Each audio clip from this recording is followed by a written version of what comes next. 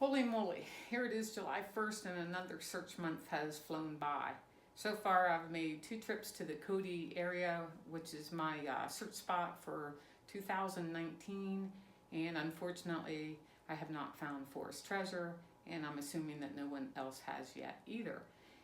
Because Money Magazine basically displayed my map behind me with all the details to my 9 clues, I decided to write some blog articles and make a few short videos discussing some of the reasons I went to my area and sharing it with anybody who's interested in the Cody area. For those who can't actually go boots on the ground, maybe they can at least enjoy seeing some of the areas vicariously through my videos. This video is going to be part of my blog article that's called Important Literature, the Cody Connection. And I know that many of us go down the rabbit holes. You can pick almost any page out of the Thrill of the Chase book. You can find almost anything on any page to confirm your search spot. I've been doing this for 7 years. So why would this year be no different? But anyway, the one I wanted to talk about today is the one called Important Literature. If you're a forest fan, treasure hunter, whether you're boots on the ground or just a researcher from your home, this is one of the most important chapters that many of us think are in his book. And the reason that I'm talking about this now is because of my search spot being between Cody and the Yellowstone National Park east boundary. So, like I said, he first talks about Hemingway and Fitzgerald. Well, I have a connection for my area that includes Ernest Hemingway, F. Scott Fitzgerald, Robert Redford, and eventually Salinger. The main person I want to talk about for my Cody Connection video and blog is Ernest Hemingway.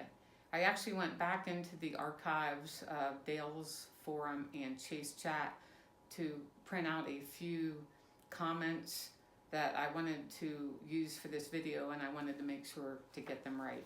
So from someone that went to the OUAW Once Upon a While book signing back in the fall of 2017, someone put a comment on Dale's blog that, well, I guess I have to look more into Ernest Hemingway since he is Forrest's favorite novelist, according to his comment at the book signing.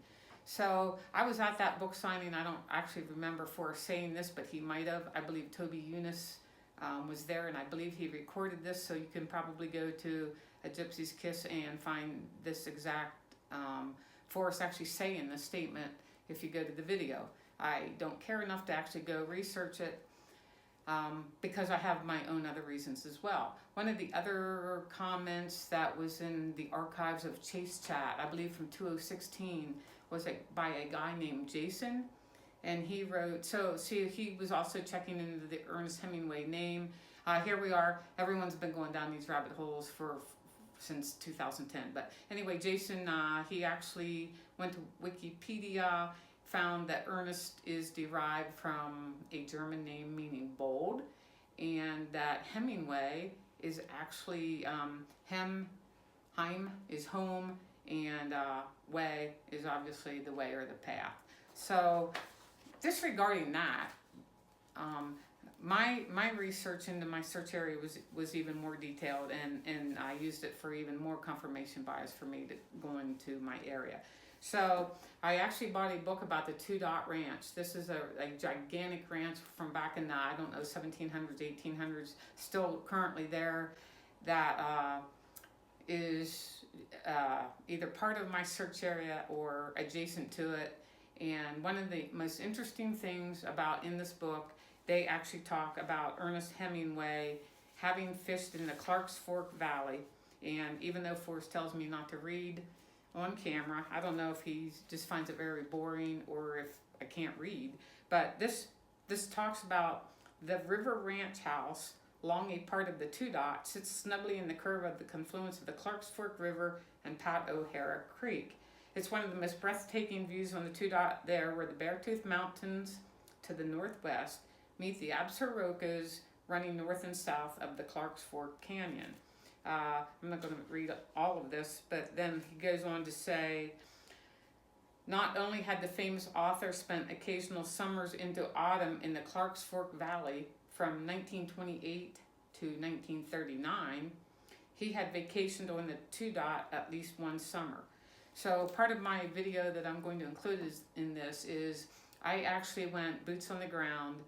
I found the ranch house that sits in that curvature of the Clarks Fork. I took a video there, I walked around that, and I actually walked in Ernest Hemingway's footsteps.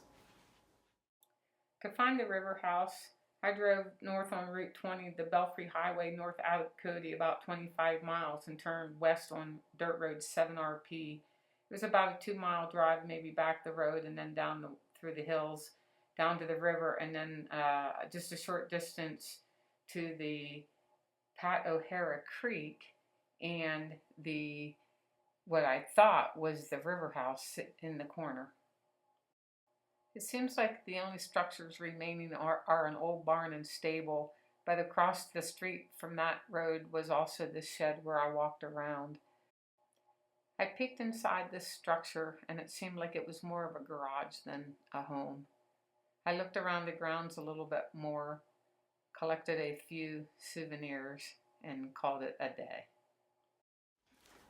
If you're still watching this video, one of the last things I do want to say about Ernest Hemingway and the connection to Cody and Forrest Fenn is Forrest actually has a chapter in the Thrill of the Chase book called Flywater. He talks about this book, and one of the things that people have talked about over the years is that Ernest's son Jack is actually the guy who wrote the introduction to this book. And this, I'm not going to read from this at all. It's quite lengthy, this introduction. But Jack goes on to talk about the Clarks Fork of the Yellowstone, fishing there with his father. And this is just another place where I'm getting confirmation bias for my area.